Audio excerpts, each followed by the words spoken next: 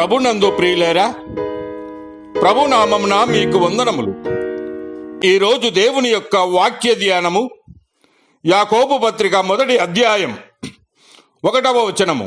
దేవుని యొక్కయు ప్రభు అయిన యేసుక్రీస్తు యొక్కయు దాసుడైన యాకోబు అన్య దేశముల యందు చెదరి ఉన్న 12 గోత్రముల వారికి శుభమని చెప్పి వ్రాయునది.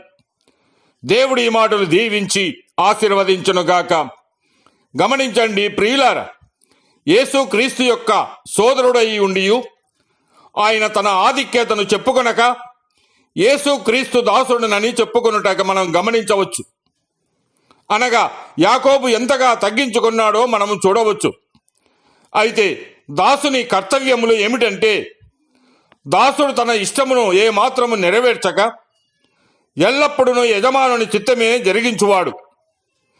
దాసుడు యజమానుని కొరకు ఎదురు చూసేవాడుగా ఉండవలేను. దాసుడు యజమానునికి నమ్మకముగా ఉండవలేను.